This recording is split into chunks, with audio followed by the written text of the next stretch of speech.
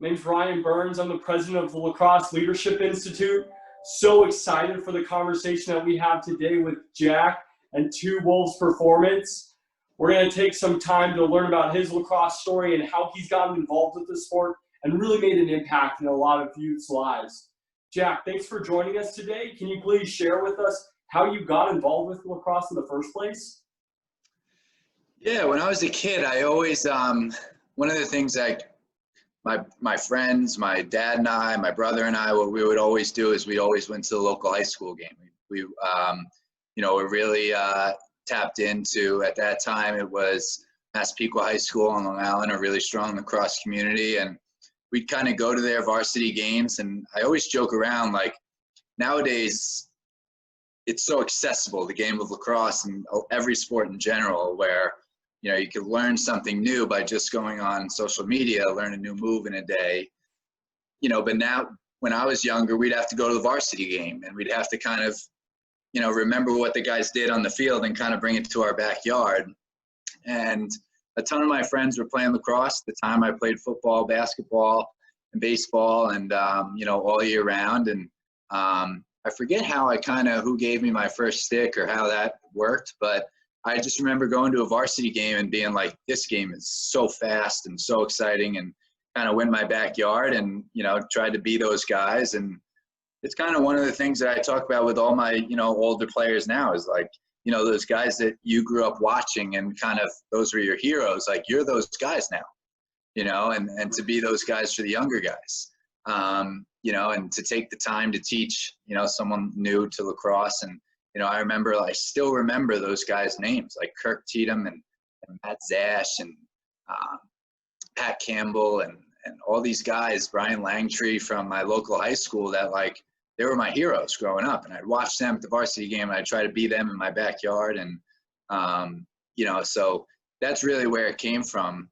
And as soon as I started playing it, I was kind of like at that age where it was like, okay, I'm still going to play football and basketball, but am I going to play baseball or lacrosse? And for me, it was a simple answer, just the pace of the game. I'm someone who's always got to be moving. Like I was the kid who fell asleep, and I was always playing shortstop too. So falling asleep at shortstop wasn't, the best thing for me, but, I couldn't really, I'm just someone who's got to keep moving and, keep fast pace. So that's kind of how it got started for me.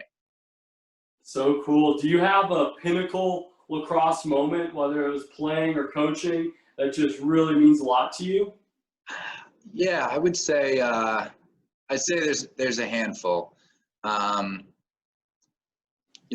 would, when I was a kid, I ended up going to St. Anthony's High School, which had a ton of rivalry games, one of the top schools in the country.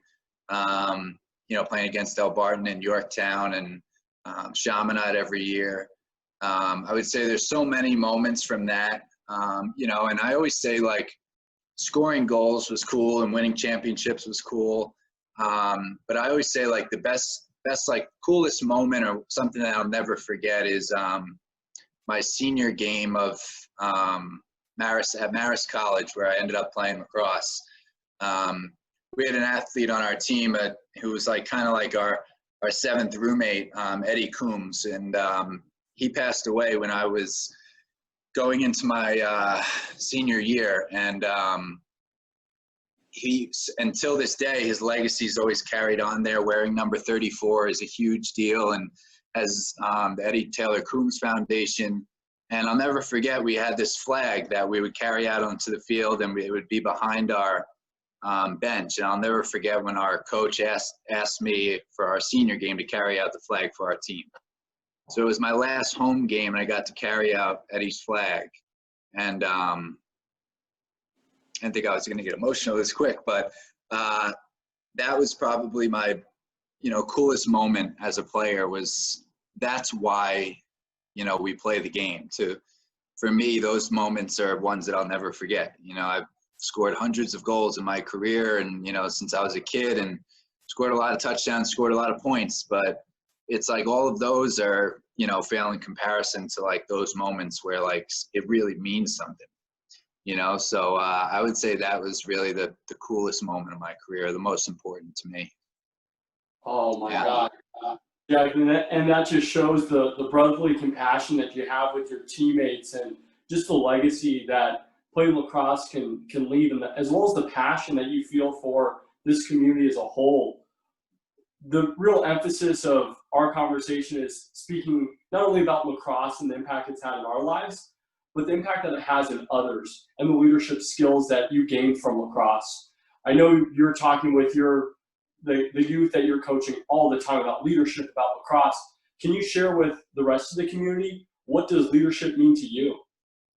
Yeah, I always say that sports for youth is the biggest microcosm of life. You know, I think so many of the lessons that I learned from sports in general have translated into my life.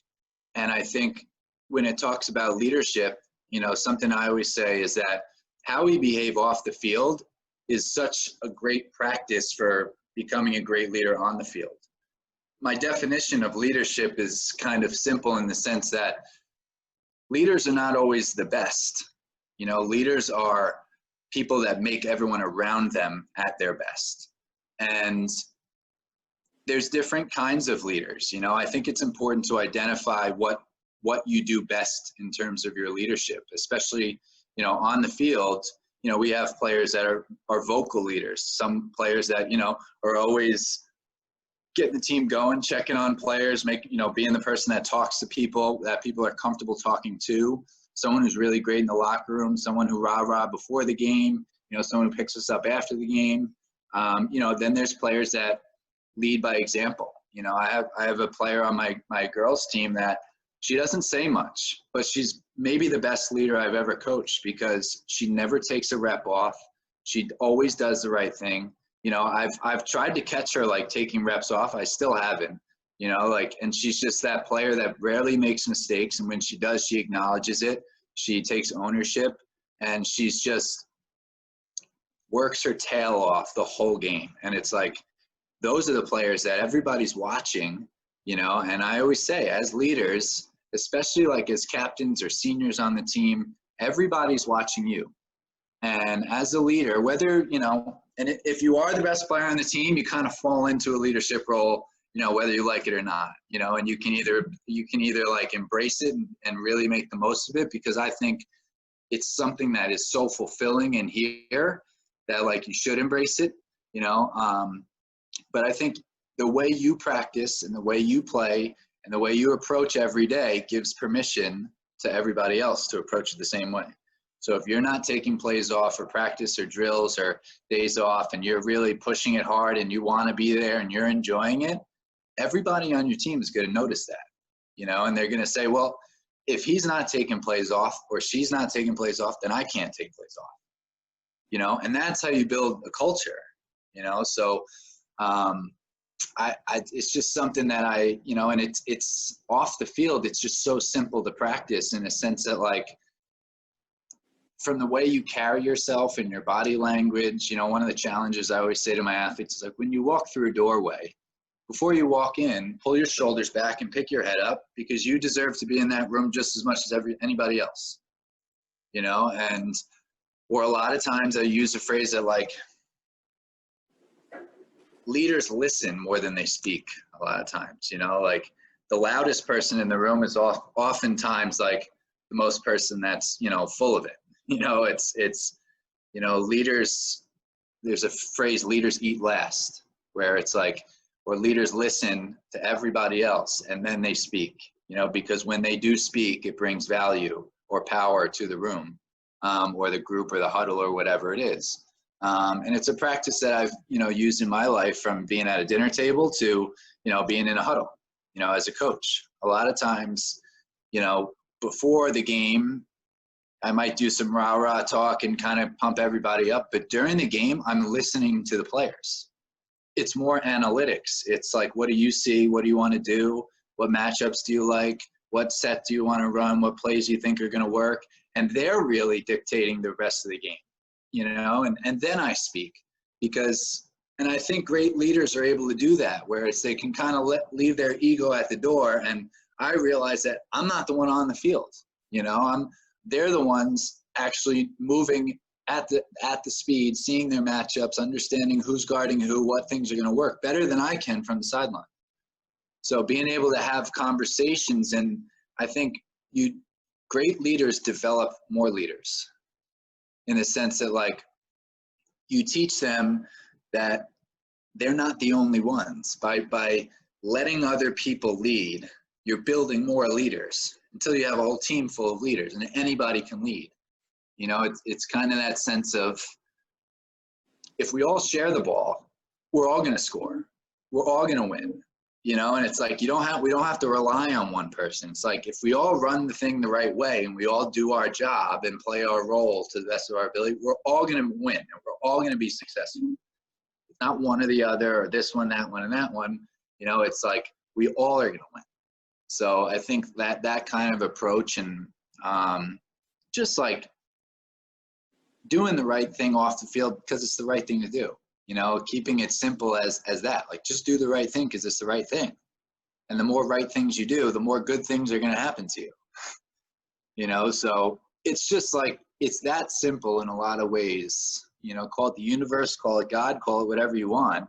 For me, it's just like a fundamental law of life. It's like, if you're doing the right things are happening to you. It's the one thing that's been, like, consistently proven in my life. You know, so. And I think, you know, sometimes we don't, you know, we want to complicate things, but a lot of times developing leaders and how you approach things off the field it's really simple, you know. So. And that's such a unique way to look at this situation. A few things really come up for me, Jack. First and foremost, the way you do something is the way you do everything. Whether you're on the field or off the field, that's your character. Last night I was talking about your brand. If you're cursing on the field, that brand is going to follow you potentially. So recognize what you want to do and what you want to accomplish. And then another big thing that you mentioned is culture.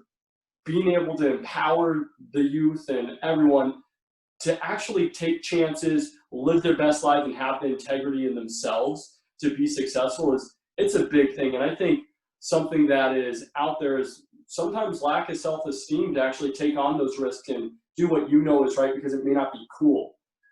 How do you go about empowering your athletes to be successful and to be leaders? I liked what you said at the end, because one of the things that I think I do that a lot of coaches may be fearful of doing, or, you know, think that it seems weak or something, is I don't front on my athletes. Like, I don't try to pretend that I am the way I am, that I've been that way forever. You know, like, I've been the guy that, like, takes plays off and, like, you know, thinks it's cool to kind of goof off and fool around, you know, but I've also been the guy that, you know, takes pride in what I do, especially as a coach, that I've learned from those lessons, that, like, being the guy that thinks it's cool and, like, taking plays off is, like, I look back and I'm like, what was I thinking? I look back at the guys who got on me and held me accountable and, like, tried to, you know, really push me because they saw the potential in me. Those are the guys that I used to be, like, kind of blow off and get upset with, like, come on, leave me alone or whatever. And now I look back and I'm like, they're my best friends today. Those are the guys I hang around. You know, I always say, like, hang with the winners and you're going to be great, because you hang around winners long enough, you're going to win, because the people that you surround yourself with are the people that influence you, you know? And so I've been on both sides of that. And in terms of, like, building a culture, you want to represent, as a coach, I think you want to represent something that they believe. You know, like, one of the things I always talk about is, if I can't do a drill myself, or I can't, you know, if I'm not living what I'm preaching to my athletes, like, if I'm not behaving the way that I'm asking them to behave or buy into the culture that I'm trying to instill, if they can tell, and they can tell, like, if I'm not, like, living that way, or I can't demonstrate something I'm asking them to do, how are they going to buy in? How do I expect them to buy in if while I'm saying it, in their head, they're like, you don't do this. You can't do this. You don't live like that. You know, it's like, I'll never get, you know, the best out of them. But if I'm willing to kind of sit down and talk to them and share my experience and be like, look, I've been the guy who takes the plays off and, you know, and didn't want to work hard and, you know, all that. I've been that guy. And I look back and I regret that guy. you know, and it's like, and I just don't want them to look back the same way I do sometimes and regret it. You know, one of the best things that someone ever did for me was when I was growing up, I had coaches or people that would give me shortcuts. You know, I've been told, you don't need to do this, you're good, you know, or like, they always told me how great I was, you know, but like beyond my father who was on me, and I appreciate that, like it's different coming from him. But like I had one of my, he's now my best friend, but he was kind of like a mentor to me, and he was a little older than me. And he would always get on me, always on me, always on me. And the best thing that like someone ever did for me was we were playing basketball one day and he was just getting on me, and it carried on after the game, and he was just kind of pushing me, and he knew that I wasn't like pursuing my potential. And I finally stopped and I said, why do you go so hard on me? Out of like all of us, why are you always coming at me? And he just stopped and he said, because I know how great you can be. And it like all of a sudden like everything clicked, and it's like I never had that. And that was like the best thing somebody ever did for me. And it's something that I like do with my athletes, of like those athletes that I know can be so great, I go harder on them, you know. And I work with some of the best players in the country, and I know that they leave training pissed off sometimes at me. And I'm like, look, you can be mad at me today, but you're gonna thank me later, you know. And I don't need to say that because I just know that'll happen. Like they'll get it eventually, you know. And it's like, it's really not my job to like be there like buddy and tell them how great they are. It's to get the best out of them, you know. And I think a lot of times they understand that now, where, you know, I can explain it to them. It's like, there's a reason why I'm hard on you, and it's because I know how great you can be. And the day I stop doing that is the day you should be concerned, you know. And, you know, those are the lessons that I experience in my life. And I've learned that like my life experiences are the best way to coach these kids, you know, because there's a relatability, you know. There's okay, he's been through this, you know, he maybe he doesn't know what he's talking about, you know, and not being afraid to share my experiences and my truth, you know, to help them understand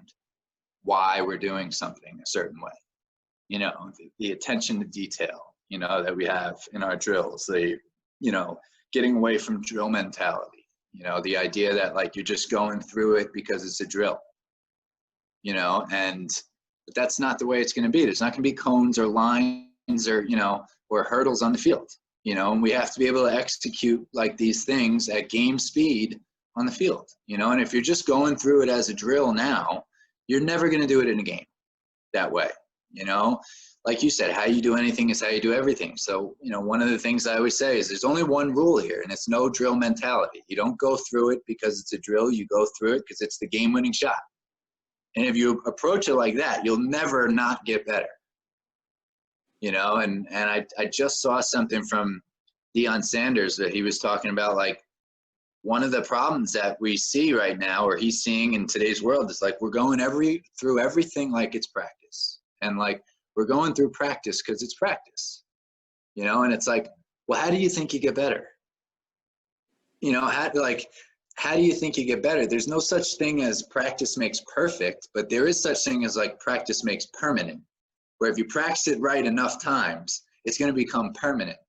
But if you're just practicing it to practice it, you're not intentionally getting better at it. You're just going through it because it's practice, you know. But when you have the intention, setting the intention of like, this is how it's going to happen, this is how I'm going to practice it, this is how it's going to be executed in the game, that's how you're going to get better, you know. So I think I went off a little bit of a tangent there, but I think it all ties into, you know, if you have a whole team that practices like that, you have a culture. If they buy into what you're doing and they see you as a coach showing up early every day, doing the extra stuff, hanging around before, after practice, you know, I always like coaching a high school team is like the best 10 cents an hour job I ever had, you know, because it's like the amount of hours I put into it is incredible. But like, that's not why I do it. It's not, you know, it's like, I do that because it's being a part of a team and being a part of something bigger than myself is really important to me. And it's not just like the way to compete. It's more of like, it makes me better. You know, it makes me a better, you know, being surrounded by a community. It makes me better as a person. It helps my social skills. It makes me a better coach, trainer, brother, friend, you know, sibling, son, you know. So that whole dynamic is something that's important to me, you know. So I think when your teams see that, they're a little more apt to buy in. And, you know, last thing I'll say is one of the coolest things about my girls' high school team is like, that I say all the time is like, we enjoy practice. We love being out there together. We love each other. We love being out there together. Like, practice to us is fun.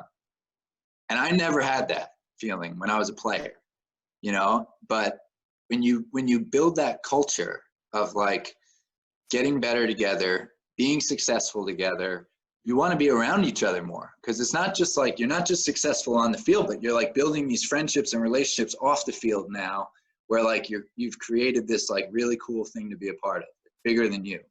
And I think that's, you know, I love that about the teams I coach, is we enjoy being out there every day. You know, we don't kind of like this out there, like we're excited to be out there, you know, and I think that's really cool. I think you do a good job as well. Just if anyone checks out his Instagram page, Two Wolves Performance, you see the intention that you're talking about, Jack. It's, hey, do the drill full speed. And you see these guys and girls just ripping through the drills, getting better. And that intentionality, as well as the communication to say, hey, this is the reason why we're doing it. This is the goal that we set for ourselves. This is the strategy of how we're going to get there. If you execute and you do something wrong and you land here rather than here, we coach, we adjust, we can get you there. But if you don't go full speed, you'll never get there. And I think that's a cool thing that you show, is to actually break down step-by-steps of the drills that you're running and sharing with your athletes as well as those around the country. So thank you for that, because I'm taking them away to my guys out here in Arizona, because I'm blown away by the speed, because that keeps people engaged, and that's why lacrosse is fun. And that's why we got it in the first place. Yep. But speaking about goals of the drills, I want to convert a little bit to, what are your goals, Jack, right now with Two Wolves Performance or with coaching? What keeps you energized? What keeps you motivated right now to be such a big spark plug in the community you're involved in? That's a question that I've always had a hard time answering, because it's happened so fast. You know, I never expected it to grow at the rate that it has, and you know, I would have sold myself short if you asked me, you know, a couple of years ago what I'd be doing now. You know, but I think for me, the goal is just to impact as many lives and lacrosse players and people as I can, and not just through myself, but my best compliment or the best thing that I hear from other people is when they talk about what one of my athletes did for them. Or, you know, you've been working with so-and-so, and, you know, he taught my son this, you know, or, you know, my son was having a bad first quarter, and he did something at halftime, and all of a sudden he became this new player in the second half. And he, when I asked him what it was, he said that Coach Jack taught me a mental meditation or a mental mindset kind of reset at halftime, and he used it. And, or, you know, a mother telling me that, like, I don't know what you're doing with my kid, but my job is getting a lot easier at home. You know, like those kinds of things are like, that's what the goal is, like every day. Or like just a random text from an athlete where it's like, I had to write this, you know, paragraph for school about something that, you know, it really impacted my life, and I wrote about you and, you know, the things you taught me, or, you know, just the thank you notes that I get randomly, you know, the texts or direct messages from kids all around the world, or coaches all around the world now that use my message that I shared. Or, you know, that's why I share so much openly, you know, that I don't care about sharing drills. I don't care about, you know, sharing my messages, because I want people to use them. You know, I want people to grow the game. And I genuinely like, because the feedback or the thank you that I get later on, or like the video I get from some random high school in Illinois that I had no idea, you know, I was watching my drills, and all of a sudden they're using them, is like, it's so fulfilling, you know. And I think it's made me better, you know, to for my athletes and people that follow Two Wolves Performance is it holds me accountable. You know, it keeps me in check. And it's like, I have to keep living this way and doing these things myself for them to buy in and to continue to, you know, grow this or, you know, to continue to have the positive impact that I'm having. You know, so that accountability for myself and just to hear things like you just said, you know, is why I do what I do. You know, so I think the goal right now is just to continue getting better and continue building and, you know, hopefully, you know, get some coaches, you know, in different places and, you know, to build to, you know, maybe the West Coast one day and, you know, to grow, maybe get a facility. I don't know, you know, it's kind of, I always say, I never took a business course. I never took a business class. You know, I don't really know anything about business. You know, I always say I know like 2 rules, and that's don't be a you-know-what and help people. You know, that's really like, that's how I've done it, you know, and everything else has been trial and error.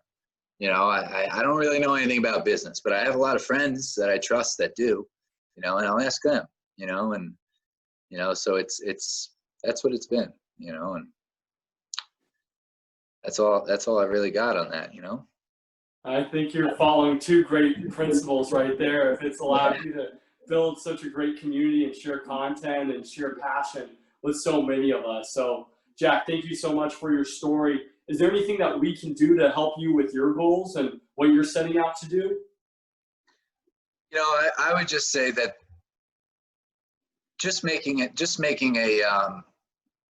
setting the intention of sharing the game with, try to do it 1 person per season. You know, if we can all share, you know, this summer, if you share the game with 1 person, you spark someone's lacrosse career, you know, and then in the spring you do the same, and in the fall and in the winter, if you can if everyone can just aim to show their stick to 4 people, you know, or you're on the beach, you know, have a catch with someone who's never played before. And I think that's how we grow the game. You know, the biggest way to grow it is to share it, you know, and for me, I think just doing the right things off the field are going to make you a better player on the field. And, you know, what I would say is I'll share with you, you know, to close off, you know, an oath that was shared with me that I teach all of our athletes, and, you know, we break down in our huddles a lot, that I think everybody should try to live by. And it goes like this: because of the jerseys we wear, we have the opportunity and responsibility to change our little section of the world. Be the best you, not just for the betterment of yourself, but for the betterment of those around you. And I think that kind of culminates everything that we're trying to do, you know, and everything that's important in our world right now. You know, if we all just strive to be the best versions of ourselves, it'll rub off on all the people around us, you know. And I think it starts, in order to change the world, we have to change ourselves first, you know, and influence from the inside out. So, you know, I hope that's, you know, the thing that I can leave anybody with. That's it. Oh my gosh, Jack, that's absolutely inspirational. I will definitely move forward with myself and make sure that I'm doing the best I can, sharing lacrosse, sharing my stick with anyone I see, whether it's out and about at the beach, and then to be able to change a little section of our world right now. It's that idea of that butterfly effect. It just starts going and going and going, and it changes the way society's going to interact. I really appreciate you, Jack, for your time today and everything that you're up to. Thank you so much, and I'm sure we'll be in communication in the future as well. All right, thanks so much for having me, Ryan. Really appreciate it. Keep going.